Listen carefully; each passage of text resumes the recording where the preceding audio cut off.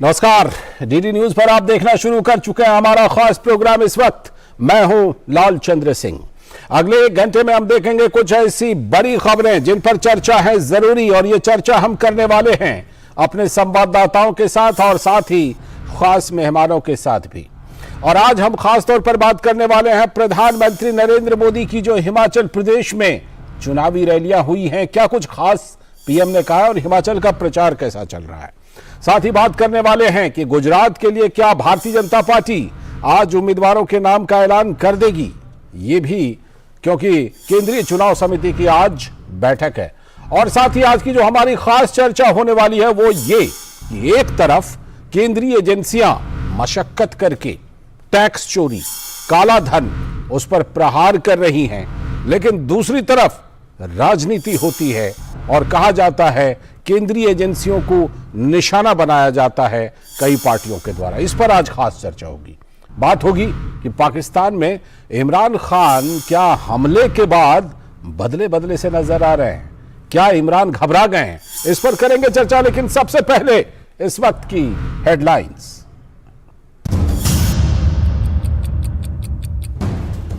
हिमाचल में प्रधानमंत्री नरेंद्र मोदी की चुनावी रैलियां। कांगड़ा की रैली में कांग्रेस पर भ्रष्टाचार की राजनीति करने का लगाए आरोप, जनता की रिवाज बदलने की अपील की।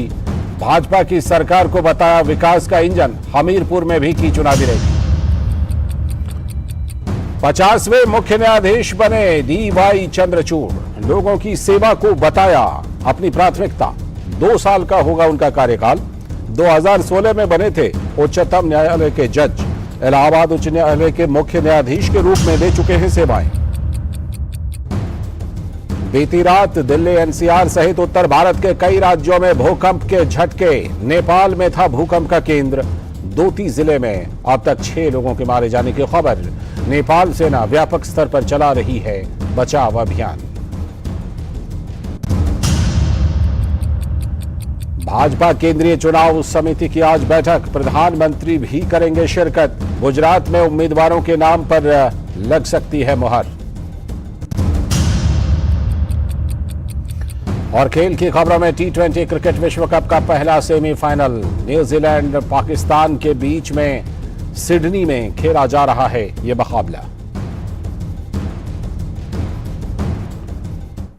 तो ये थे इस वक्त की हेडलाइंस, और अब देखते हैं खबरों को विस्तार से। और सबसे पहले बात कर लेते हैं हिमाचल के चुनाव प्रचार की, जो कि अब पूरे चरम पर है। और इसी सिलसिले में हिमाचल प्रदेश में प्रधानमंत्री नरेंद्र मोदी की चुनावी रैलियां हुई है और उन्होंने रैली में भाजपा की सरकार को बताया विकास का इंजन।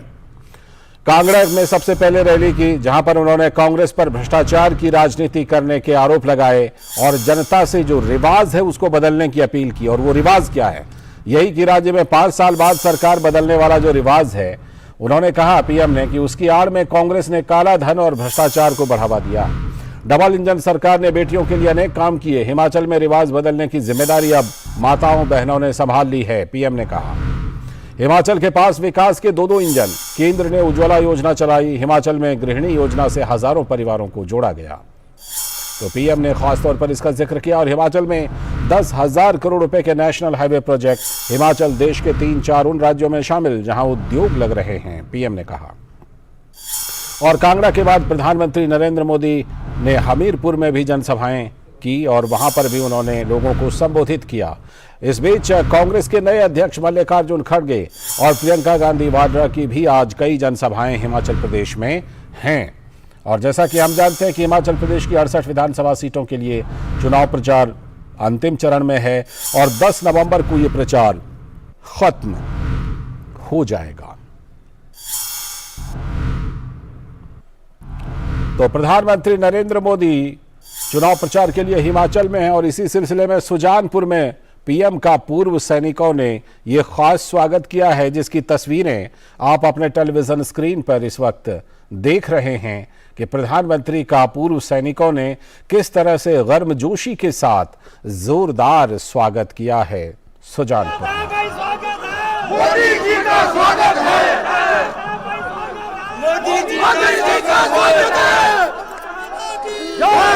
स्वागत है जी, स्वागत है, मोदी जी का स्वागत है।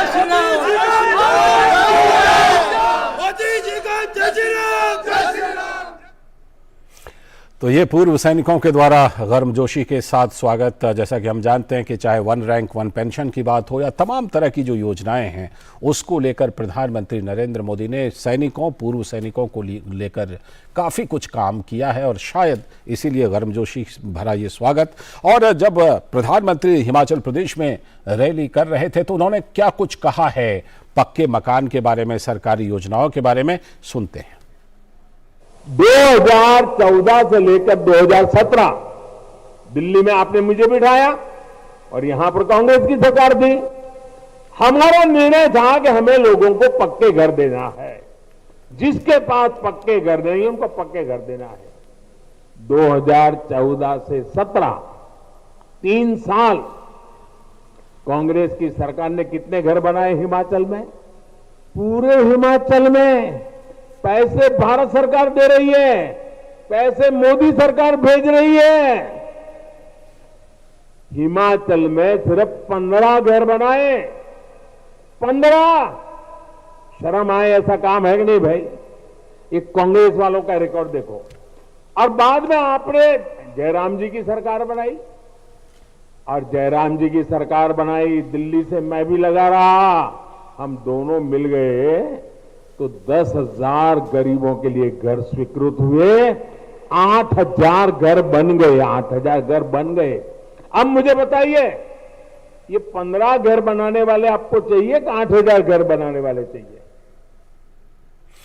और इसके बाद प्रधानमंत्री ने कांग्रेस पर प्रहार करते हुए कहा कि कांग्रेस ने किस तरह से ये सरकार बदलने की जो रिवाज है इसका गलत फायदा उठाया। कांग्रेस यानी अस्थिरता की गारंटी, कांग्रेस यानी भ्रष्टाचार घोटाले की गारंटी, कांग्रेस यानी विकास कार्यों में रोड़े अटकाने की गारंटी। तो प्रधानमंत्री की ये रैलियां हिमाचल प्रदेश में, और हिमाचल प्रदेश में बाकी नेताओं की भी रैलियां हैं। कांग्रेस के नेता भी मल्लिकार्जुन खड़गे, प्रियंका गांधी, बड़े नेता प्रचार कर रहे हैं और बाकी पार्टियां भी जोर लगा रही हैं, चाहे वो आम आदमी पार्टी हो। उर्मिलेश भट्ट हमारे संवाददाता जुड़ चुके हैं हमारे साथ इस वक्त। उर्मिलेश भट्ट, उर्मिलेश, आज प्रधानमंत्री की 2 रैलियां कांगड़ा और हमीरपुर, और प्रधानमंत्री ने खास तौर पर यह अपील की है लोगों से और महिलाओं से और बेटियों से कि ये उनकी जिम्मेदारी है कि जो सरकार बदलने का एक रिवाज है हिमाचल प्रदेश में, उसको उसी तरह से इस रिवाज को बदल दें। जैसे कि बीते दिनों हमने देखा है कि कई राज्यों में, चाहे वो मणिपुर हो, उत्तर प्रदेश हो, उत्तराखंड हो, गोवा हो, वहां पर यह रिवाज बदल गई। तो प्रधानमंत्री ने क्या खास संदेश दिया इसको लेकर के, इस रिवाज को बदलने को लेकर? जी लालचंद, बिल्कुल। और जैसे कि आपने भी दर्शकों को बताया कि 10 तारीख को गुरुवार को 5 बजे ये चुनाव प्रचार का शोर थम जाएगा। ऐसे में तमाम जो राजनीतिक दल हैं लालचंद जी, उन्होंने अपनी पूरी ताकत जो है चुनाव प्रचार में जो है झोंक दी है। भारतीय जनता पार्टी हो या फिर कांग्रेस हो या फिर दूसरे दल हो। बात अगर हम भारतीय जनता पार्टी की करें तो आज प्रधानमंत्री ने जो है यहाँ पर कांगड़ा का जो चंबी ग्राउंड है, यहाँ पर भारतीय जनता पार्टी के प्रत्याशियों के लिए वोट मांगा, और दूसरी रैली उनकी हमीरपुर में है जहाँ पर कि वहाँ भारतीय जनता पार्टी के प्रत्याशियों के लिए वहाँ पर जो है वोट मांगा। तो ऐसे में जब यहाँ पर चंबी ग्राउंड में जो है, कांगड़ा के चंबी ग्राउंड में जब वो यहाँ पर तमाम भारतीय जनता पार्टी के कार्यकर्ताओं को जब वो संबोधन कर रहे थे, तो लिहाजा जैसे अपना उनका एक चिर परिचित अंदाज है लालचंद जी, उसमें जो है उन्होंने यहाँ के जो कार्यकर्ताओं की जो बात की है, सीधा संवाद किया है। उसमें तमाम जो है केंद्र सरकार की योजनाएं थी, यहाँ पर प्रदेश सरकार की जो योजनाएं थी, उसके अलावा बेटी बचाओ और बेटी पढ़ाओ के उन्होंने कहा कि किस तरीके से हम जो है प्रोत्साहन दे रहे हैं बेटियों को बचाने के लिए, बेटियों को पढ़ाने के लिए, और कैसे जो है बेटियां आज जो है सेना तक जो है भर्ती हो सकते हैं। सैनिक स्कूलों के दरवाजे हमने बेटियों के लिए खोल दिए हैं। इस तरीके से उन्हें तमाम जो परियोजनाएं हैं उनको गिनाया। लेकिन दूसरी तरफ उन्होंने जो है लालचंद जी कांग्रेस पर भी जो है तीखा प्रहार किया, जैसे कि हमने भी अपने दर्शकों का भी दिखाया है। उन्होंने कांग्रेस को जो है परिवारवाद के साथ साथ भ्रष्टाचार की भी बात की है, कांग्रेस पे आरोप लगाए हैं।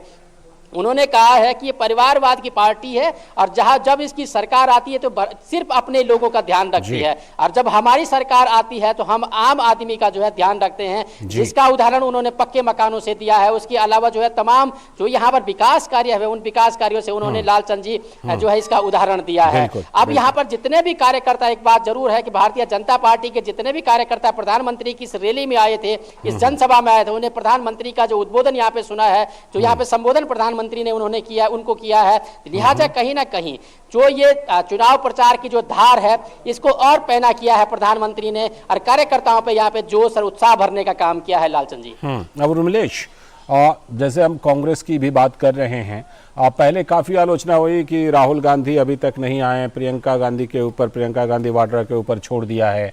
अब मल्लिकार्जुन खड़गे जो नए अध्यक्ष हैं वो आज हिमाचल में हैं, क्या कुछ कार्यक्रम है मल्लिकार्जुन खड़गे का और प्रियंका गांधी का? जी लालचंद जी, अगर हम पहले पूरे हिमाचल की अगर बात करें तो यहाँ पर 68 विधानसभा सीटें हैं। इन 68 विधानसभा सीटों पे भारतीय जनता पार्टी, कांग्रेस, आम आदमी पार्टी, बहुजन समाज पार्टी, वामपंथियां कुछ जगहों पे चुनाव लड़ रहे हैं। उसके अलावा यहाँ पर जो है क्षेत्रीय दल हैं। लिहाजा भारतीय जनता पार्टी की तरफ से आज प्रधानमंत्री ने जो है 2 रैलियां यहाँ पर की हैं।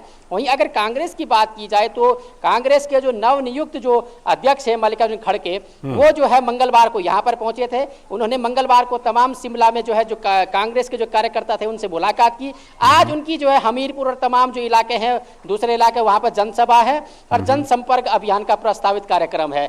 ऐसे में एक बात बड़ी है लालचंद जी कि जब यहाँ पर कांग्रेस के राष्ट्रीय अध्यक्ष आए थे, उसी दिन यहाँ पर कांग्रेस के कई लोगों ने जो है पार्टी छोड़ करके भारतीय जनता पार्टी का दामन थाम लिया है। ऐसे में कहीं ना कहीं जब कांग्रेस कह रही थी कि परंपरा बदलने की बात कर रहे थे, परंपरा की जब कांग्रेस यहाँ पे बात कर रही थी तो अपने आप एकजुट नहीं है, तो उसी तरीके से अगर बात कहें रिवाज बदलने की, तो कहीं ना कहीं जब ये 12-15 लोग, 1 दर्जन से ज्यादा लोग जब भारतीय जनता पार्टी का दामन थामा है, तो कहीं ना कहीं एक ये पूरी तरीके से यहाँ पर रिवाज बदलता हुआ दिखाई दे रहा है। और एक बात और है लालचंद जी, अपने दर्शकों को बताना चाहेंगे, जिस तरीके से यहाँ पर भारतीय जनता पार्टी के नेताओं ने भी कहा है, स्मृति ईरानी ने, और जो भारतीय जनता पार्टी के जो नेता है रविशंकर प्रसाद, उन्होंने भी कहा है कि जब हिमाचल का इतना बड़ा रण हो रहा है, जिस रण में राहुल गांधी बेरुखी कर रहे हैं हिमाचल की जनता के साथ। उसके अलावा सोनिया गांधी को भी कहा है कि वो भी यहाँ पे नहीं आए हैं,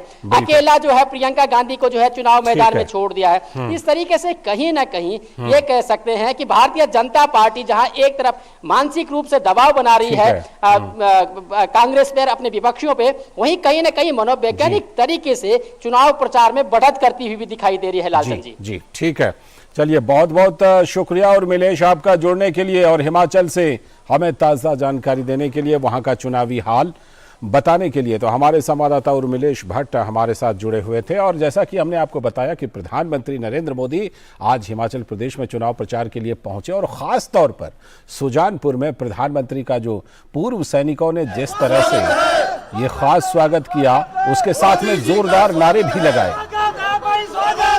मोदी जी का स्वागत है, स्वागत है भाई, स्वागत है मोदी जी का स्वागत है, स्वागत है मोदी जी का स्वागत है, मोदी जी का स्वागत है,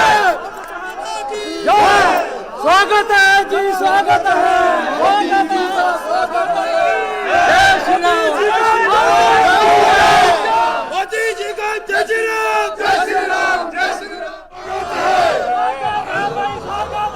मोदी जी का स्वागत है, स्वागत है, स्वागत है जी, स्वागत है मोदी जी का स्वागत है, स्वागत है भाई, स्वागत है मोदी जी का स्वागत है, स्वागत है भाई, स्वागत है मोदी जी का स्वागत है, स्वागत है भाई, स्वागत है मोदी जी का स्वागत है, मोदी जी का स्वागत है,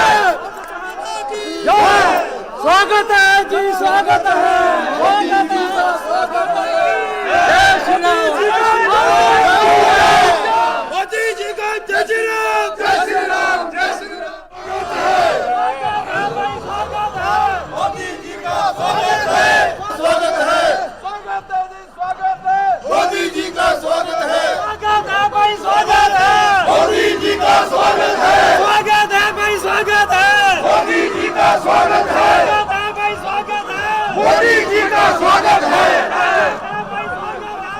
मोदी जी का स्वागत है।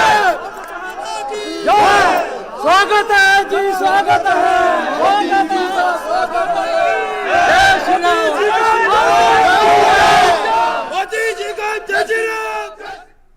तो ये जोशो खरोश, ये उत्साह पूर्व सैनिकों के, और ये पूर्व सैनिकों का उत्साह और प्रधानमंत्री का उन्होंने जोरदार स्वागत किया सुजानपुर में, हिमाचल प्रदेश में, जब प्रधानमंत्री वहां पर चुनाव प्रचार के लिए पहुंचे हैं। और हम जानते हैं कि पूर्व सैनिकों की बात हो, सैनिकों की बात हो, 1 रैंक 1 पेंशन या फिर तमाम जो कल्याणकारी योजनाएं हैं सैनिकों के लिए, पूर्व सैनिकों के लिए, प्रधानमंत्री नरेंद्र मोदी और उनकी सरकार ने जो किए हैं, ऐसा लगता है कि इन सब चीज़ों का एहसास सैनिकों को, पूर्व सैनिकों को है, और इसीलिए ये जोशो खरोश, ये उत्साह दिखाई पड़ रहा है प्रधानमंत्री के स्वागत में। और जिस तरह से उन्होंने उत्साह के साथ और जोशो खरोश के साथ नारे लगाए, ये भी ये बताता है कि उनके अंदर में क्या कुछ है प्रधानमंत्री नरेंद्र मोदी के लिए।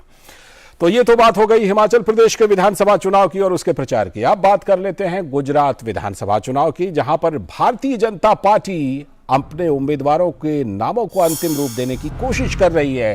गुजरात विधानसभा चुनाव के उम्मीदवारों के नाम तय करने के लिए भारतीय जनता पार्टी की बैठक, और ये बैठक जो है नई दिल्ली में भाजपा के केंद्रीय कार्यालय में आज शाम, ये केंद्रीय चुनाव समिति की बैठक है। और ये जो महत्वपूर्ण बैठक है, हाई प्रोफाइल बैठक है, भाजपा केंद्रीय चुनाव समिति की इस बैठक में प्रधानमंत्री नरेंद्र मोदी भी करेंगे शिरकत। तो प्रधानमंत्री नरेंद्र मोदी भी होंगे, और गुजरात विधानसभा चुनाव के लिए भाजपा उम्मीदवारों के नाम हो सकते हैं जारी। भारतीय जनता पार्टी अपने उम्मीदवारों के नामों का ऐलान कर सकती है। इससे पहले गुजरात में राज्य चुनाव समिति की 3 दिन तक बैठक हुई थी, और उसमें सभी 182 सीटों के लिए नामों पर चर्चा की गई थी। इस बीच कांग्रेस के बड़े नेता और 10 बार के एमएलए मोहन सिंह रादवा बीजेपी में शामिल हो गए हैं। आदिवासी चेहरे, बड़े चेहरे हैं। तो वहीं भारतीय ट्राइबल पार्टी के अध्यक्ष छोटू वसावा ने कहा है कि नीतीश कुमार की पार्टी के साथ उनका गठबंधन है। लेकिन यहां पर देखिए कि छोटू वसावा के जो बेटे महेश वसावा हैं, उन्होंने अपने ही पिता की बात का खंडन कर दिया है और इस पर कहा कि बाद में फैसला करेंगे किससे गठबंधन होगा। गुजरात में विधानसभा चुनाव के लिए 2 चरणों में 1 और 5 दिसंबर को मतदान होने वाला है, और इसके लिए पार्टियां कमर कस रही हैं। तो हम इस पर चर्चा करेंगे, लेकिन इससे पहले आपको लिए चलते हैं भारतीय जनता पार्टी के मुख्यालय में, जहां सुधांशु त्रिवेदी, उनके प्रवक्ता, प्रेस कॉन्फ्रेंस कर रहे हैं। यह प्रकरण इसलिए अधिक महत्वपूर्ण हो जाता है कि अगर आप विगत कुछ समय, कुछ वर्षों तक का घटनाक्रम देखें तो यह एक कोई पृथक छोटी घटना नजर नहीं आती। आपने देखा कि अभी कुछ ही 2 दिन पहले की बात है, जब कांग्रेस पार्टी के कर्नाटक के पूर्व कार्यकारी अध्यक्ष ने हिंदू शब्द के लिए अपमानजनक नहीं, कोट अनकोट में गंदा शब्द तक प्रयोग किया था, कि इसका अर्थ बहुत गंदा है। कुछ दिन पूर्व एक और विषय आया था कि अमुक का हिंदू धर्म से कोई मतलब नहीं है। समझ में नहीं आ रहा है कि राहुल गांधी जी अपनी भारत जोड़ो यात्रा में ये लोगों के कान में कौन सा मंत्र फूंकते चले जा रहे हैं कि वोट जोड़ने के लिए हिंदू भावनाओं और अस्मिता पर जितना भी आघात करना हो तो पीछे नहीं रहना है। और यह प्रक्रिया लंबे समय से चल रही है। एक दौर में जो लोग यह कहते थे कि हिंदू आतंकवादी है, कभी उन्होंने कहा हिंदू तालिबान, कभी उन्होंने कहा हिंदू बोको हराम। ये कारनामे तो भारत की राजनीति की सबसे पुरानी पार्टी की है। अब जो सबसे नए नवेले आए हैं, आपने देखा कि उनके भी पूर्व मंत्री राजेंद्र गौतम ने इसी प्रकार की अभद्र टिप्पणियां की। उन्हीं के, यानी आम आदमी पार्टी के गुजरात के अध्यक्ष ने तो पूर्ण रूप से कह दिया कि मंदिर ही शोषण के केंद्र हैं। इतना ही नहीं, उन्होंने तो कथावाचकों, धर्म संस्कृति सबके ऊपर पूरा आघात कर दिया। अतः अत्यंत कष्ट का विषय है कि भारत की स्वतंत्रता के अमृत महोत्सव वर्ष में यह कितना विष भरा हुआ है। यह सेकुलर राजनीति के जो प्रवर्तक हैं, चाहे वो सबसे पुराने हों या सबसे नए हों, उनकी फितरत नहीं बदली है। फितरत केवल यह है कि सेकुलरिज्म का अर्थ हिंदू धर्म के प्रति घृणा और अपमान के भाव की अभिव्यक्ति करना। और अधिक दुख का विषय यह है कि वह संस्कृति जिसके लिए देश ही नहीं विदेश में क्या कुछ कहा जाता है। मैं कांग्रेस के नेताओं से कहना चाहूंगा, साहब आपकी अध्यक्ष रही हैं एनी बेसेंट, उन्होंने हिंदू धर्म के बारे में क्या कहा है। उन्होंने कहा such a philosophic, such a scientific, such a spiritual, the deep you go the deep you love, the intense you will go the intense you will respect. Arthur Schopenhauer ने कहा कि यह मनुष्य के ज्ञान की पराकाष्ठा है, जर्मन फिलॉसफर था। इतना ही नहीं, बड़े बड़े साइंटिस्ट वर्नर हाइजेनबर्ग और फिट्ज से कैपरा इसमें ज्ञान के कितने स्रोत ढूंढते हैं। एटम बम बनाने वाले रॉबर्ट ओपेनहाइमर से लेके रॉकेट बनाने वाले वर्नर वॉन ब्रॉन तक। पर दुख की बात यह है कि राजनीति के लिए इस सीमा तक जाकर जो हो रहा है, तो हमें यह पूर्ण विश्वास है कि देश और प्रदेशों की प्रबुद्ध जनता इसको गंभीरता से देख रही है। और इस स्वतंत्रता के अमृत काल में जो माननीय प्रधानमंत्री जी ने कहा है कि अमृत महोत्सव से शताब्दी का वर्ष अमृत काल है, इसमें ये जितने भी विष बेले फैल रही हैं गुलामी की मानसिकता और गुलामी की विरासत से, इन सब से जनता मुक्ति दिलाएगी। और अंत में मैं सिर्फ यह कहना चाहूंगा कि इस बयान पर तथाकथित परम शिव भक्त हिंदू यानी जो कांग्रेस के चिरयुवा नेता हैं, उनका क्या कहना है। और जब इस प्रकार की बातें हिंदू देवी देवताओं के लिए कही जाती हैं, तो भारत की राजनीति के बगुला भक्त जो देवी देवताओं के स्थान की बात करते हैं मुद्रा के ऊपर, उनका क्या कहना है। और मुझे आशा ही नहीं, पूर्ण विश्वास है, यदि आप सभी पत्रकार उनसे यह प्रश्न पूछेंगे तो आप देखिएगा कि उनके दोहरा चरित्र उभर कर सामने आ जाएगा। जब यह पार्टियां एक तरफ दूसरा आवरण मुखौटा और दूसरी तरफ दूसरा मुख लेती हैं, तो यह विषय सिर्फ हिंदू समाज के विरोध का नहीं है, यह विषय सिर्फ भारतीय समाज को छलने का नहीं है, यह विषय भारत की राजनीति में विश्वसनीयता के संकट का भी है। इन्हीं कारणों से नेताओं के प्रति विश्वसनीयता कम होती है। तो जो कोई भी, यदि यह पंक्ति कहना चाहूंगा कि हिंदू हितों का हनन पंथ निरपेक्षवाद यदि करता है, तो समझो भारत के मर्म पर आघात वह करता है। धन्यवाद। सीधा प्रसारण आप देख रहे थे। सुधांशु त्रिवेदी भारतीय जनता पार्टी के प्रवक्ता भाजपा मुख्यालय में प्रेस कॉन्फ्रेंस को संबोधित कर रहे थे और खासतौर पर कांग्रेस पर निशाना साध रहे थे कि जिस तरह से उनके नेताओं का बयान आता है हिंदुओं को लेकर के, उस पर वो खासतौर पर कांग्रेस को कटघरे में खड़ा कर रहे थे कि ये कांग्रेस की किस तरह की राजनीति है। बहरहाल हम चलते हैं उस खबर की तरफ जो हमने बात की थी कि गुजरात चुनाव के उम्मीदवारों का नाम तय करने के लिए भारतीय जनता पार्टी की केंद्रीय चुनाव समिति की आज बैठक होने वाली है।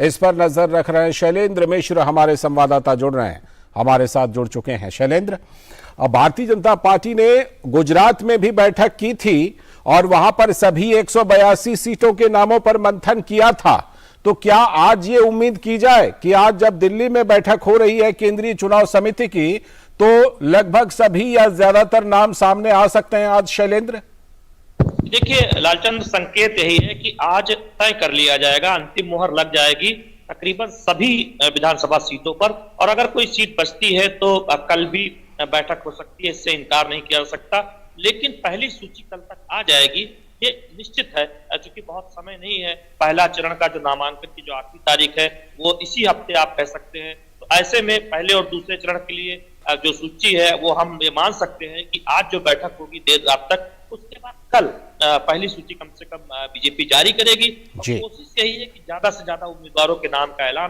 पहली सूची में किया जाए। देखना होगा कितना बदलाव होता है, कितना बड़ा बदलाव होता है जहां तक उम्मीदवारों के चयन का सवाल।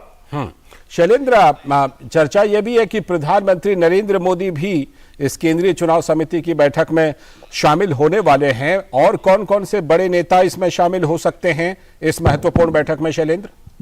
ये देखिए लालचंद्र, बीजेपी के राष्ट्रीय अध्यक्ष जेपी नड्डा ने जब से चुनाव समिति और पार्लियामेंट्री बोर्ड का पुनर्गठन किया है, उसके बाद पहली बैठक जो हुई थी वो हुई थी जब हमने हिमाचल के लिए केंद्रीय चुनाव समिति की बैठक देखी थी। अब ये गुजरात के लिए केंद्रीय चुनाव समिति की बैठक होनी है। प्रधानमंत्री नरेंद्र मोदी के अलावा इसमें बीजेपी के राष्ट्रीय अध्यक्ष जेपी नड्डा, गृह मंत्री अमित शाह और रक्षा मंत्री राजनाथ सिंह और केंद्रीय चुनाव समिति के जो तमाम सदस्य जो बीजेपी संसदीय बोर्ड के सदस्य होते हैं, उसके अलावा अतिरिक्त सदस्य होते हैं, वो शामिल होंगे। निश्चित तौर पर हम ये कह सकते हैं कि तमाम प्रमुख नेता और गुजरात के जो नेता है, जो गुजरात चुनाव समिति के सदस्य हैं, वो भी इस बैठक में मौजूद रहेंगे। गुजरात के मुख्यमंत्री, गुजरात के संगठन मंत्री, गुजरात के प्रदेश अध्यक्ष।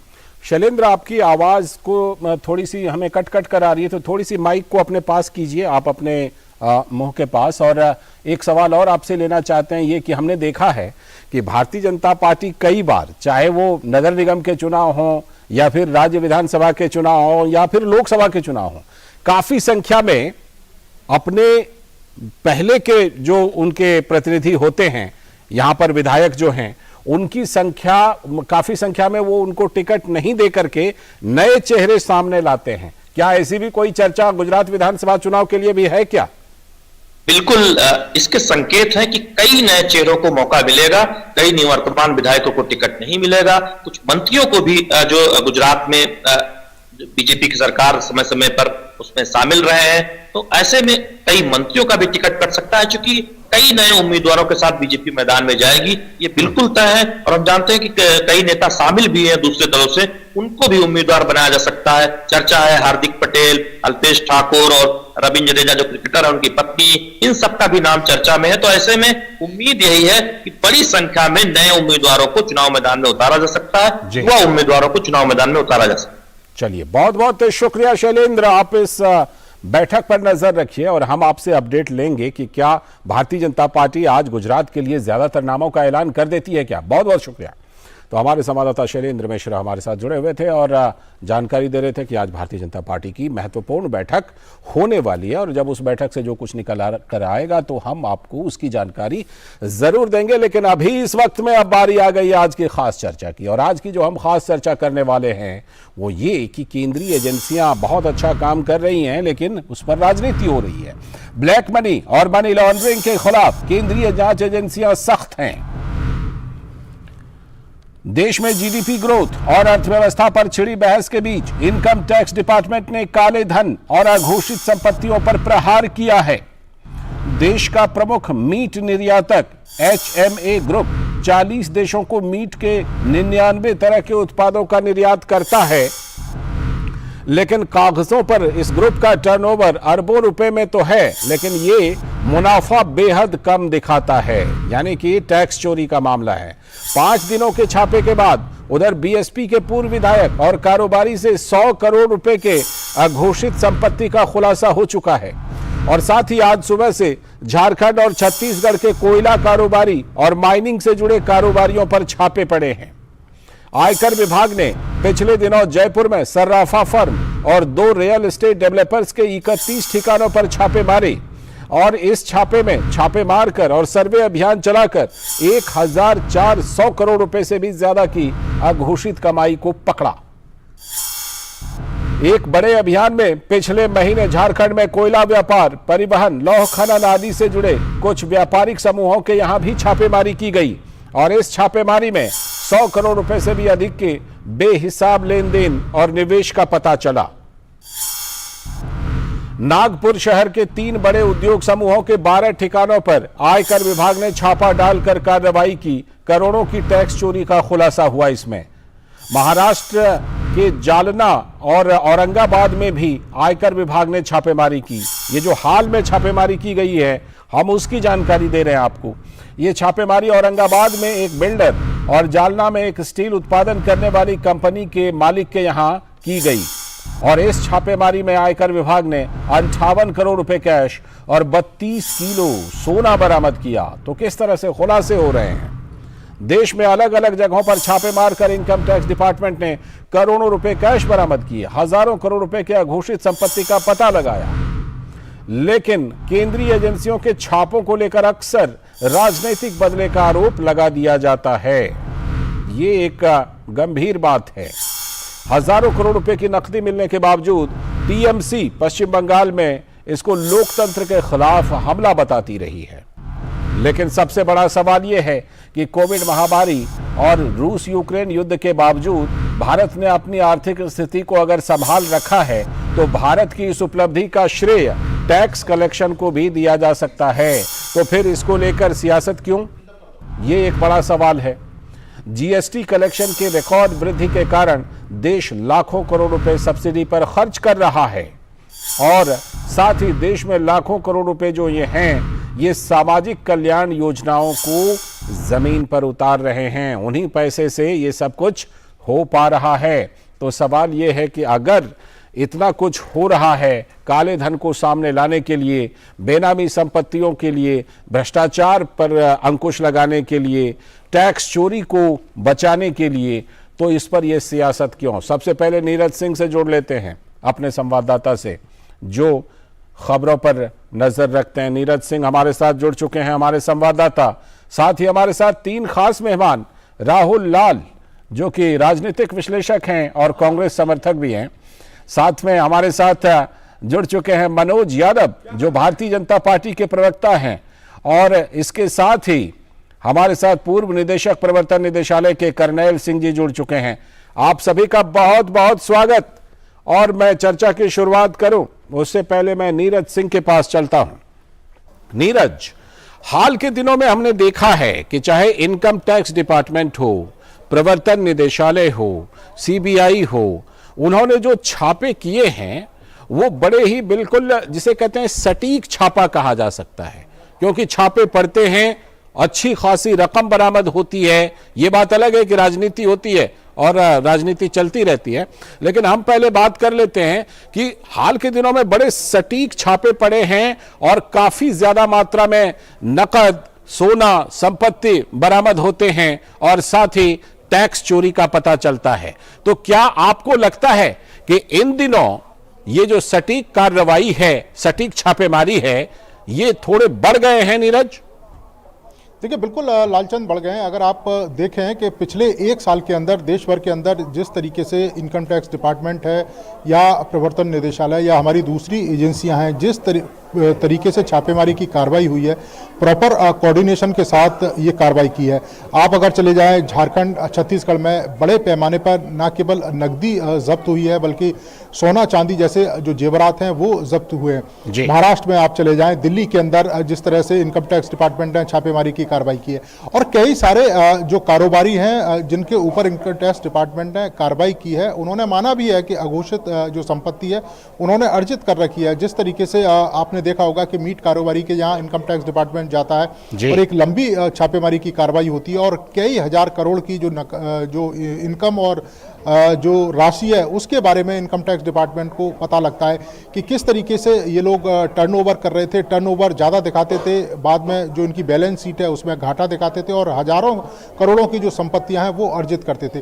तो इन सब की जो सटीक जानकारी है वो हमारी एजेंसियां हैं उनके पास रही है, क्योंकि एजेंसियां लगातार इस बात को ट्रैक करती रही हैं कि ये जो कारोबारी हैं पिछले 4-5 सालों में किस तरह से अपने कारोबार को पेश कर रहे हैं, किस तरह से अपनी बैलेंस जो सीट है वो दिखा रहे हैं। ये दिखाता है कि हमारी जांच एजेंसियां अब बहुत ज्यादा सूक्ष्मता से इन तमाम कारोबारियों के ऊपर निगाह रखे हुए हैं जो टैक्स के घपले के खेल में शामिल हैं और यही कारण है कि लगातार सटीक छापेमारी की कार्रवाई हुई है, जिससे अघोषित करोड़ों की जो संपत्तियां हैं वो जब्त हुई है और हजारों करोड़ रुपए संपत्ति जब्त हुई है हमारे जांच एजेंसियों के द्वारा। लौटता हूं आपके पास और इस मामले में जो राजनीति अक्सर होती रहती है ना, तो उस पर चर्चा करने के लिए तो हमारे साथ मनोज जी और राहुल जी जी हैं ही, लेकिन इन दोनों के पास आने से पहले करनैल सिंह जी के पास आ जाता हूं मैं। करनैल सिंह जी, जो बात हम कर रहे हैं सर कि जिस तरह से सटीक कार्रवाई हो रही है, एक तो आप अपने तजुर्बे से हमें ये बताइए कि क्या इसके पीछे कोई वजह है इस तरह की सटीक कार्रवाई जो ज्यादा हो रही है आजकल, और दूसरी बात ये भी बताइएगा कि आम तौर पर हम देखते हैं कि पार्टियां दुरुपयोग का, एजेंसियों के दुरुपयोग का आरोप लगा देती हैं।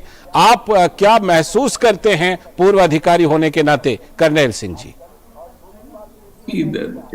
गवर्नमेंट का क्लियर कट उद्देश्य है जी कि देश में ब्लैक मनी को खत्म किया जाए ताकि देश का डेवलपमेंट हो। जी, जो करप्शन है जिसकी वजह से ब्लैक मनी आती है या लोग टैक्स पे नहीं करते, इसकी वजह से देश डेवलप नहीं हो पाता है। तो इस कार्रवाई की जरूरत है, दैट इज नंबर 1। नंबर 2, ये जो भी आप कार्रवाई देखते हैं इसमें अमाउंट होता है, अनडिस्क्लोज्ड इनकम मिली है, तो ये कहना कि किसी गलत उद्देश्य है वो एब्सोल्युटली रॉन्ग है। जी, जो भी कार्रवाई की जा रही है तो देश के फायदे के लिए की जा रही है, और इस तरह से अगर ब्लैक मनी कम होगी, एक्शन लिया जाएगा तो हमारा देश प्रगति करेगा आगे। ठीक है, लौटता हूं आपके पास, लेकिन अब थोड़ा सा राजनीतिक पहलू पर भी चर्चा कर लेते हैं। और राजनीतिक पहलू पर चर्चा करने के लिए पहले राहुल जी को मौका, फिर मनोज जी को। राहुल जी, ये बताइए, जब करनैल सिंह जी हों, हमारे संवाददाता हों, हम ये देख भी रहे हैं कि एकदम सटीक छापेमारी होती है, बड़ी मात्रा में पैसे पकड़े जाते हैं, फिर हम उन पैसों का इस्तेमाल अपने देश के लिए करते हैं, सामाजिक कल्याण की योजनाएं, तमाम योजनाएं। तो इसमें फिर आपत्ति कहाँ है राहुल जी? कहां पर दुरुपयोग का मामला आ जाता है सामने, और क्यों लगने लगते हैं आरोप राहुल जी? देखिए, इस सरकार का जो मूल मकसद है वो कहीं न कहीं ब्लैक मनी के ऊपर वो नारे तो जरूर लगाती, लेकिन गंभीरता दिखती नहीं है। कल ही हम लोगों ने नोटबंदी के 6 वर्ष पूरा किए। भाई, अब तक भारतीय जनता पार्टी के लोग बता नहीं पाए कि उस नोटबंदी का मकसद क्या था और उसका उद्देश्य क्या पूरा हुआ, कितने ब्लैक मनी आए। चलिए, वो तो विषयांतर हो जाएगा। लालचंद जी, मैं आपके मुद्दे पे आता हूँ। ठीक है। देखिए, यहाँ पे इनकम टैक्स जो काम कर रही है, ठीक है, इनकम टैक्स के हर काम को गड़बड़ नहीं कहा जाता, कई मामलों पे वो उनकी काम है और वो अच्छा काम करते हैं, उसको सभी लोग सलाम भी करते हैं। ठीक है। लेकिन जब कार्रवाई भेदभावपूर्ण होती है, देखिए, आप बिल्कुल ब्लैक मनी पकड़िए, चाहे सत्ता पक्ष हो चाहे विपक्ष हो, कहीं से भी उसको पकड़िए और ब्लैक मनी को जो लोग भी जमा रखे उसके ऊपर कठोर कार्रवाई कीजिए।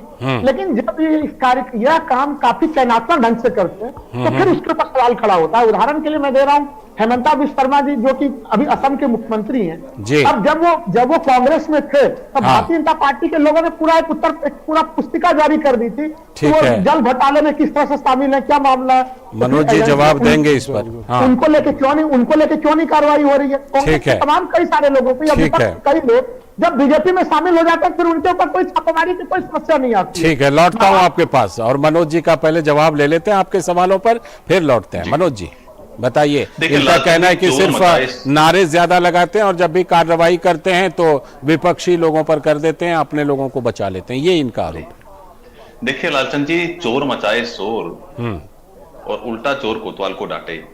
ईडी ने और इनकम टैक्स डिपार्टमेंट में जिस तरह से इस देश के अंदर 1 लाख करोड़ रुपए की बेनामी संपत्ति जब्त की है, लगातार छापेमारी कर रहे हैं, और इनके शासनकाल में, यूपीए के शासनकाल में मात्र 4400 करोड़ रुपए की ही ईडी ने संपत्तियां जब्त की थी। बड़ा अंतर है। तो आज जो हमारी एजेंसियां काम कर रही हैं वो गिद्ध बन करके, बाज बन करके काम कर रही हैं। जो कांग्रेस के शासनकाल में 2012 के समय आपने देखा होगा, सुप्रीम कोर्ट ने कहा था कि ये एजेंसियां तोते बन गई है, पिंजरे का तोता बन गई है। तो आज ये एजेंसियां कार्रवाई कर रही है, तो ये चोर मचाए शोर। और ये बताइए, बेनामी संपत्ति अगर कोई लेके बैठा हुआ है, वो अगर जैसे नेशनल हेराल्ड का ही मामला लगा लीजिए, 5000 करोड़ का मामला है, तो ये भ्रष्टाचार का जश्न भ्रष्टाचार मनाते हैं, किस तरह से धरने प्रदर्शन करते हैं।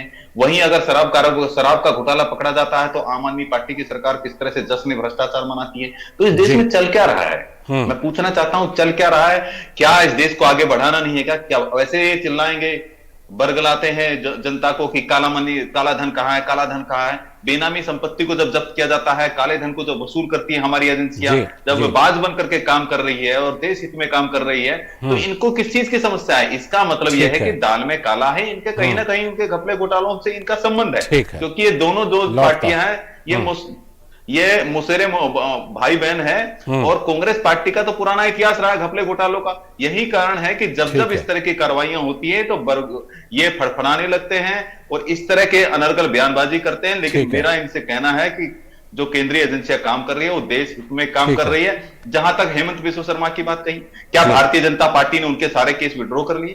क्या उनका कोर्ट के अंदर केस नहीं चल रहा है? मुझे बताइए, क्या भारतीय जनता पार्टी ने उनके केस वापस किए हैं क्या? राहुल जी जरा बताइए। आप तो प्रबुद्ध व्यक्ति हैं, आप विद्वान व्यक्ति हैं, लेकिन मुझे पता है कि आपकी पीड़ा मैं समझ पा रहा हूं। कांग्रेस पार्टी को डिफेंड करना बड़ा आसान नहीं है। राहुल गांधी को राहुल लाल जी उस तरह से डिफेंड नहीं कर पाएंगे। लेकिन मेरा इतना ही कहना है कि जस में भ्रष्टाचार बना ये माहौल बनाना बंद कीजिए, मनाना बंद कीजिए। जस में भ्रष्टाचार, ईडी कार्रवाई कर रही है, टैक्सेशन डिपार्टमेंट कार्रवाई कर रहा है और एजेंसियां भ्रष्टाचारी को नहीं छोड़ेगी। राजीव गांधी जी के समय में जो ठीक है राहुल जी, मैं आऊंगा आपके पास। राहुल जी आपके पास आऊंगा और मनोज जी आप भी अपनी बात कहिएगा, लेकिन उसके पहले जरा एक बार मुझे कर्नैल सिंह जी के पास जाने दीजिए। एक बार कर्नैल सिंह जी के पास जाके पूछते हैं। कर्नैल सिंह जी, ये बताइए कि जो इस तरह की कार्रवाई होती है ये कितनी असरदार कार्रवाई होती है टैक्स चोरी को रोकने के लिए, ब्लैक मनी को रोकने के लिए, मनी लॉन्ड्रिंग को रोकने के लिए? एक तो ये बात बताइए, और दूसरी बात ये बताइए कि ये आरोप बड़ा आम है जिसमें कहा जाता है कि भाई मतलब कुछ लोगों को चुन करके निशाना बना लेती है केंद्रीय एजेंसी और कुछ लोगों को छोड़ देती है। ये दो चीजों पर हमें बताइए कि एक तो पहले कितनी असरदार ये कार्रवाई होती है और दूसरे इस आरोप में कितना दम है? देखिए, बड़ी इफेक्टिव कार्रवाई कर रही है एनफोर्समेंट डायरेक्टरेट और इनकम टैक्स और दूसरी एजेंसीज। और इस इफेक्टिव कार्रवाई की वजह से जो लोग हैं आते हैं और ऐसे अटैच होते हैं उन पे इम्पैक्ट पड़ता है, उन पे दूसरे लोगों पे भी इम्पैक्ट पड़ता है कि अगर आपने आप पकड़े जाओगे तो ये बहुत इंपॉर्टेंट कार्रवाई है और इसका इम्पैक्ट जरूर पड़ेगा आगे। सर्टेनली पुराने टाइम में अगर हम देखें आज से 10 साल पहले से और इस समय ज्यादा कार्रवाई होती है। और साथ ही ये भी बताइएगा कि जो आमतौर पर हम सुनते हैं कि भाई हमें निशाना हमें बनाया जाता है चुन चुन करके या भेदभाव किया जाता है छापेमारी की कार्रवाई में, आप जिस समय प्रवर्तन निदेशालय के निदेशक थे उस समय भी इस तरह के आरोप लगते होंगे कर्नैल सिंह जी? देखिए, आम बात है, जब कोई पकड़ा जाता है वो चोरी कर रहे हैं उनको पकड़ा जाता है। सवाल ये नहीं, सवाल ये कि जो पकड़ा जा रहा है वो गलत काम कर रहा है। और ये यही इम्पोर्टेंट है जिसके बारे में खबरों देखी, जिसके बारे में इन्वेस्टिगेशन उस पर सर्टेनली कार्रवाई की जाएगी, की जा रही है।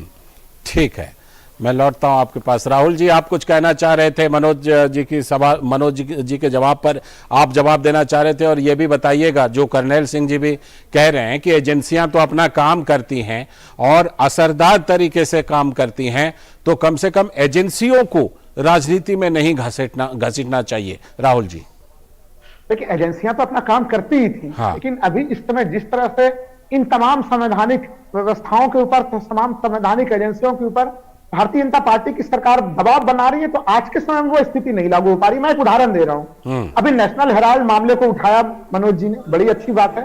मैं कह रहा हूं 2014 से ईडी उस मामले की जांच कर रहे हैं और आज 2022 हो चुका है, तो कंक्लूजन पे क्यों नहीं आया? अगर है गांधी परिवार दोषी तो आप कंक्लूजन लाइए, गिरफ्तार कीजिए और अंदर भेजिए। लेकिन ये कभी बैठा के 8 घंटे की पूछताछ, कभी 50 घंटे की पूछताछ आप कीजिए, किसी ने मना नहीं किया है। लेकिन कांग्रेस पार्टी भी लगातार जो विरोध कर रही थी वो इसी कारण से विरोध कर रही थी, चयनात्मक आधार पर जो आप काम करते हैं। अभी आप जाइए गुजरात में बीजेपी हेड ऑफिस पर तमाम जगह पर अभी ईडी जाएगी, कार्रवाई करेगी, उनको ब्लैक मनी का उन्हें समुद्र प्राप्त होगा। आपने जो सवाल उठाया है ना राहुल जी, आपने जो सवाल उठाया है उस पर मनोज जी से मैं जवाब लूंगा, लेकिन मैं चाहता हूं कि इस पर एक जवाब कर्नैल सिंह जी भी दें।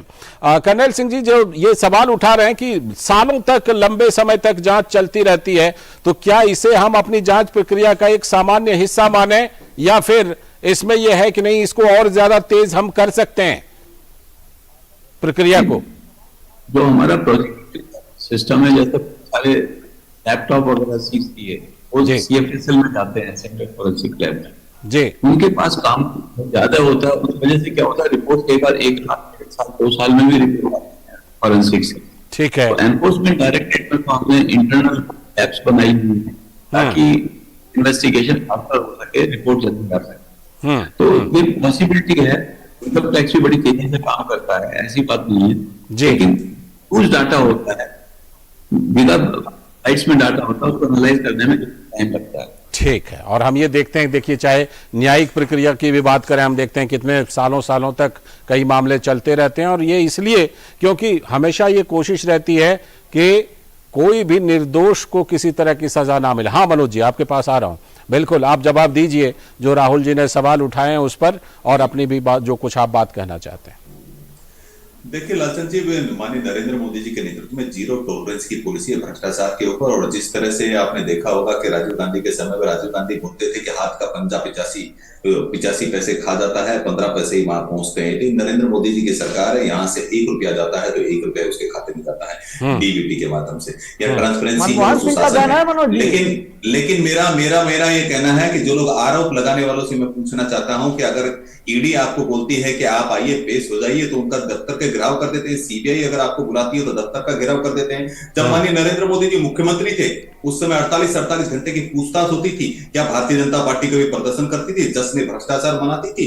ये इस तरह की ओछी राजनीति करना और इस तरह से ये कहना कि सिलेक्टिव पॉलिटिक्स हो रही है, सिलेक्टिव कार्रवाइयां हो रही है, ये राहुल लाल जी आप लोग कहना बंद कीजिए। और जहां तक हेमंत बिस्व शर्मा का है सवाल है, मैं बता देता हूं, भारतीय जनता पार्टी ने किसी के केस विड्रॉ नहीं किए हैं, उनका मामला कोर्ट में भी चला हुआ है। और हम लोग निष्पक्ष रूप से सबके ऊपर जो चोरी कर रहा है, टैक्स की चोरी कर रहा है, काला धन लेकर के बैठा हुआ है, बेनामी संपत्ति, उनको जब्त करने का काम कर रहे हैं। और भारतीय जनता पार्टी हो रहा है से एक ही नीति जीरो टॉलरेंस। मैं लौटता हूं राहुल जी आपकी तरफ से जवाब लूंगा। पहले एक बार जरा नीरज से अपडेट ले लेते हैं। नीरज, आज भी जो एजेंसियां हैं वो कार्रवाई कर रही हैं झारखंड जैसे राज्य में, क्या आज का कुछ अपडेट है कि क्या कुछ इस कार्रवाई में एजेंसियों को हाथ लगा है? देखिए बिल्कुल लालचंद, झारखंड में भी जो इनकम टैक्स डिपार्टमेंट है वो सक्रिय है। इसके अलावा जो दिल्ली एनसीआर में भी कई सारी ऐसी जगह हैं जो खासतौर से मीट के कारोबारी हैं और उनको लेकर जो छापेमारी की कार्रवाई हुई थी उसमें भी एजेंसियां लगातार अभी भी काम कर रही हैं और उम्मीद की जा रही है कि शाम तक जो स्थिति है वो अपडेट होगी।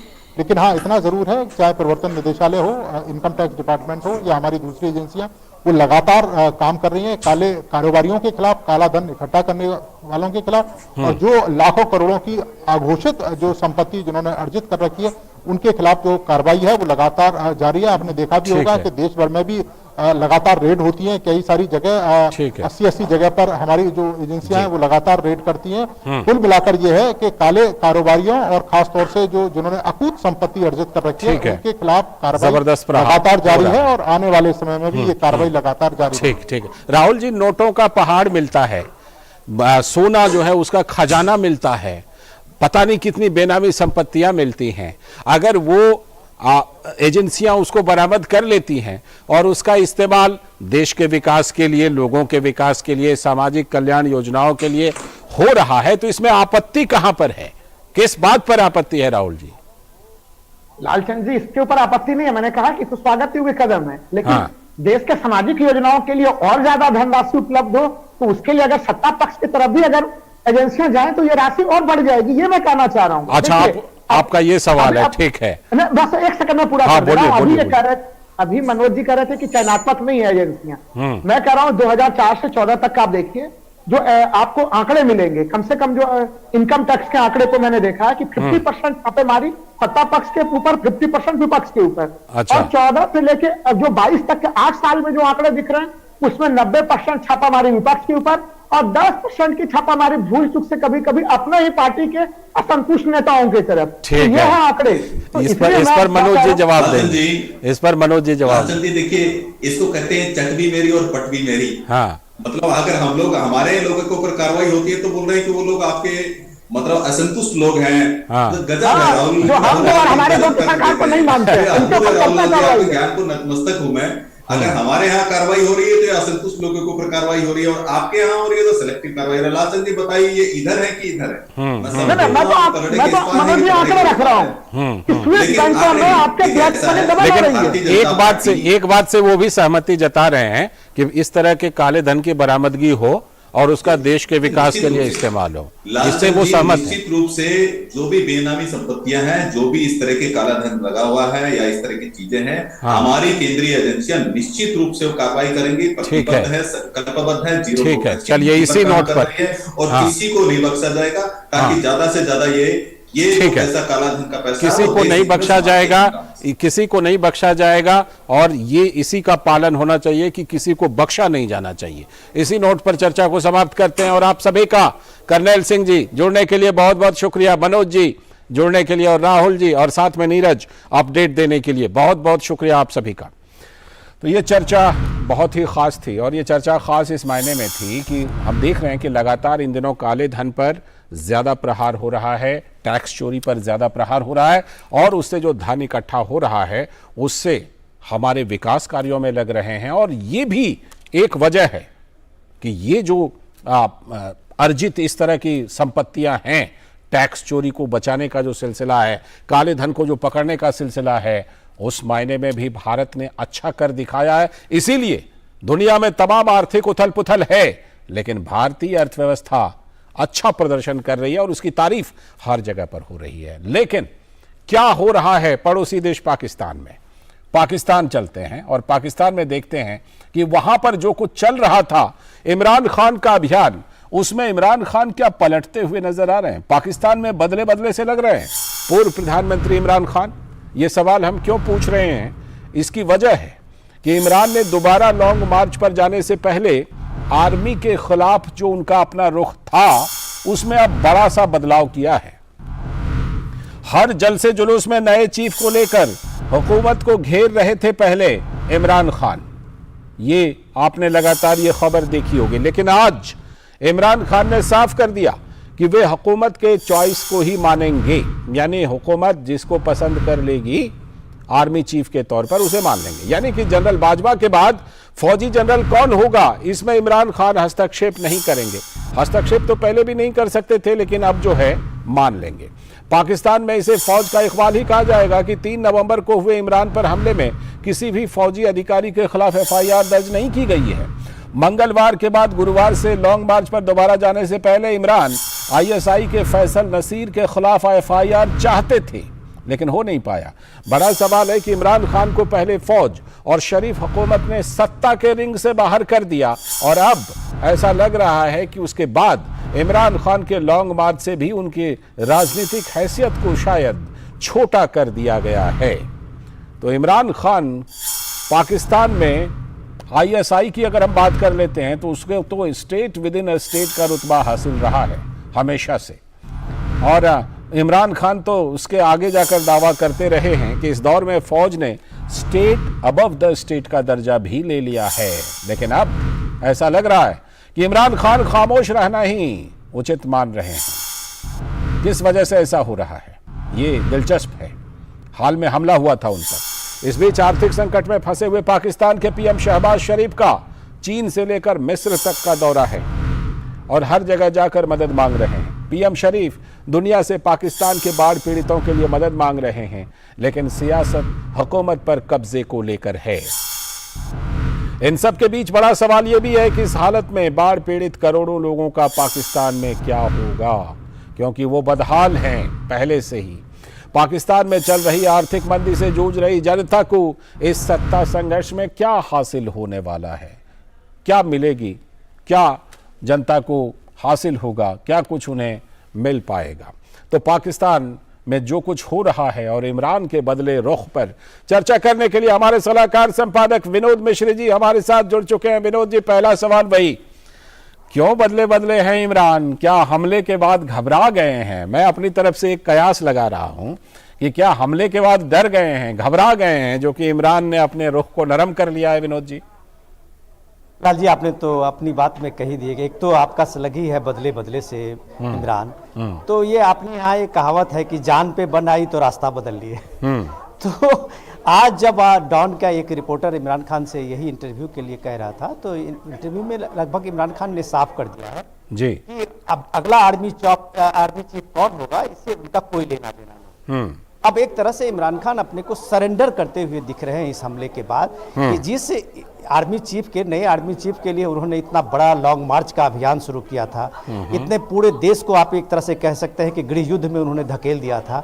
आज इमरान खान ठीक 3 नवंबर को ये हमला हुआ, उसके बाद वो हॉस्पिटलाइज हुए थे और एक इंटरव्यू में आज वो बता रहे हैं कि ये प्रेरोगेटिव है वो अपने प्राइम मिनिस्टर का कि वो अपनी हुकूमत उनकी है और वो किसको आर्मी चीफ नियुक्त करते हैं उनका मामला है जी। तो अगर ये इमरान खान ये बात जो आज बता रहे हैं, ये बात अगर उनकी समझ में थोड़े दिन पहले आई होती तो शायद ये पाकिस्तान इस तरह के गृह युद्ध में के कगार पर नहीं पहुंचता।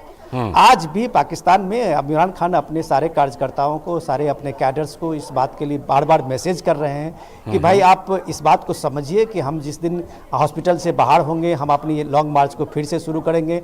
कम से कम ये जो पाकिस्तान में जो ये अराजकता की स्थिति है वो ठीक नहीं है। पाकिस्तान के लिए जो बैनुल-अक़वामी में जो विदेशों में उसके जो स्थिति के बारे में लोग समझ रहे हैं तो ये गलत मैसेज दे रहा है। तो ये जो डायलॉग 2 दिन के बाद जो बदला है इमरान खान का, 2 दिन पहले आप अगर देखिए कि हॉस्पिटल से जब वो वीडियो रिकॉर्ड करके अपने को सारे चैनल्स को भेज रहे थे, उस समय में इमरान खान लग रहा था कि सीधे सीधे 2-2 हाथ करने के लिए तैयार हैं शहबाज शरीफ से, ISI से, फौजी के जनरल से जी। और 2 दिन के बाद वो पलट जाते हैं। अब आप देखिए कि सुप्रीम कोर्ट का डायरेक्शन आया है, सुप्रीम कोर्ट का वार्निंग है कि वहां सीधे सीधे जिस बात को लेके इमरान खान की पार्टी ने जिन लोगों पे अंदेशा किया है उन पर FIR होनी चाहिए। लेकिन उस FIR में जो अपनी रिपोर्ट में बता रहे थे कि जो फैजल का नाम है, नदीम का नाम है, जो ISI के हैं, तो अगर उस जनरल को, मेजर जनरल को नाम इसमें शामिल है उस अभियुक्त के नाम पे, तो उसका FIR नहीं किया गया है क्योंकि पाकिस्तान में फौज के खिलाफ में FIR का रिवाज नहीं है। तो सीधी सीधी बात है कि उस सत्ता में अगर आप अब देखिए कि सत्ता का जो रिंग मास्टर है, अगर वहां फौज है, तो इमरान खान को भी पता है कि बगैर उसकी मर्जी का वो अगला इलेक्शन में भी जीत जाए तो वो सत्ता पे काबिज नहीं हो सकते हैं। उनको ये भी पता है कि सत्ता से बाहर क्यों हुए हैं। 5 साल तो अभी इमरान खान का अभी उनके पास में था, लेकिन इमरान खान 4 साल पूरा करते करते क्यों सत्ता से बाहर हो गए उसकी वजह भी वो जानते हैं। तो ये कुल मिला के आप जो ये बात अपनी रिपोर्ट में कह रहे थे कि बदले बदले से इमरान खान, तो सच में ये उनकी मजबूरी है और फौज ने एक तरह से, वहां की आर्मी ने एक तरह से उनकी अपनी औकात दिखा दिया है, अपने लिमिट में उनको रखने के लिए मजबूर कर दिया है। लालचंद ठीक है। और इस बीच में अगर बात कर लें पाकिस्तान में जिस तरह से मदद के लिए हाथ तो हर जगह पर वो फैला रहे हैं, पहले भी पाकिस्तान में होता रहा है, क्या कहीं से मदद मिल भी रही है? क्योंकि जनता तो बेहाल है विनोद जी। देखिए लाल जी, ये बहुत बड़ा सवाल है। आज देखिए कि 1 महीने पहले जो पाकिस्तान में जो बाढ़ की त्रासदी थी, पूरे कम से कम 2 करोड़ से ज़्यादा लोग अभी भी सड़क पे हैं। उनको रिहैबिलिटेट करना है, उनको घर बनाने हैं। जो इमरान खान, अभी आप देखिए कि शहबाज शरीफ जो कल इजिप्ट में जो चल रहा है COP27 के उस मीटिंग में अपना वो पूरे जो पाकिस्तान का पूरी तरह से जो तबाह बर्बाद पाकिस्तान है उसकी एक तस्वीर लोगों दुनिया के सामने में ला रहे थे। वो बता रहे थे कि 3000 किलोमीटर से ज़्यादा हमारे जो हाईवे हैं वो टूट गए हैं। वो बता रहे थे कि 4000 किलोमीटर से ज़्यादा हमारी रेलवे लाइनें टूट गई हैं।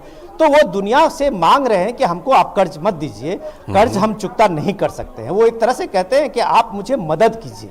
अच्छा। वो ये कहते हैं, वो इसको एक क्लाइमेट चेंज से जोड़ते हैं और वो बताते हैं कि ये क्लाइमेट चेंज जो हुआ है दुनिया में उसके कारण पाकिस्तान को ये डिवास्टेशन, पाकिस्तान में ये बाढ़ की त्रासदी है। लेकिन वो बात इसको स्वीकार नहीं कर रहे हैं कि जो चीन का जिस तरह से वो चीन का जो इंफ्रास्ट्रक्चर के रूप में वो सारे तबाह बर्बाद किया है हिमालय के उस पूरे रेंज में, जिसको पाकिस्तान अपने को सबसे बड़ा अचीवमेंट मानता था। आप उस इलाके में देखिए कि सबसे ज्यादा बाढ़ की त्रासदी है, चाहे वो POK हो, बलूचिस्तान हो, सारे इलाके आप एक तरह से कहिए कि जर्जर हो गया है पूरे इंफ्रास्ट्रक्चर के रूप में। तो ये जो वहां आपने पहाड़ों को काट काट के जिस तरह से चीन ने अपने मंसूबे के कारण पाकिस्तान को जिसे लेके और गल्फ तक का एक रास्ता बनाया है, वो पाकिस्तान के जो एक ज्योग्राफिकली एक नेचुरल उसका ये था, उसको आपने खत्म किया है। तो उसके कारण ये डिवास्टेशन आपके सामने में है। लेकिन आप दुनिया को ये बता रहे हैं कि ये आपके कारण ऐसा हुआ है, विकसित देशों के कारण पाकिस्तान ये क्लाइमेट चेंज का ये नतीजा झेल रहा है, तो आप मुझे मदद कीजिए। ये तो मांगने का एक तरीका है। लेकिन सवाल ये है लाल जी कि अभी की स्थिति में जब पाकिस्तान अपने देख रहा है कि जिस हालत में है उसको आर्थिक मदद कौन देगा। अब पाकिस्तान में हालत यह है कि जब आप कर्ज चुकाने की स्थिति में नहीं है, आप अभी चाइना गए थे, चाइना से उन्होंने मांग की थी कल या परसों जो चाइना से शायद $1 बिलियन का उनको पैकेज मिला है, लेकिन वो कर्ज के रूप में है। पाकिस्तान अभी इस हालत में नहीं है कि वो अपने कर्ज के बोझ को और बढ़ाए और वो इंटरेस्ट में फिर अपने जीडीपी का बड़ा हिस्सा को फिर वो इंटरेस्ट में पे करे। तो इसलिए ये संकट पाकिस्तान की जो अपनी जगह है, लेकिन सत्ता पे जिनकी नजर है, अभी 1 नवंबर में जनरल बाजवा को रिटायरमेंट होना है और उस रिटायरमेंट के पीछे सारी पार्टियों का मकसद है कि नया चीफ जो होगा वही सत्ता के समीकरण को तय करेगा। तो ये आर्थिक संकट जो है वो पीछे चला गया है वहां, और आर्मी चीफ का इंपॉर्टेंस सबसे ज्यादा है कि वहां अगला जनरल जो है वो कौन होगा, और इसी के लिए सारी लड़ाइयां सियासत भारी है वहां पर, सियासत भारी है और माली हालात जो हैं वो लगातार बिगड़ रहे हैं। बहुत बहुत शुक्रिया विनोद जी जुड़ने के लिए और इस खबर पर विस्तार से चर्चा करने के लिए। तो इसी के साथ आज के इस वक्त में इतना ही। पूरी टीम को दीजिए अनुमति, लेकिन कल फिर इसी वक्त लेकर हाजिर होंगे इस वक्त। और इस बीच डीडी न्यूज पर खबर और कार्यक्रमों का सिलसिला लगातार जारी है। नमस्कार।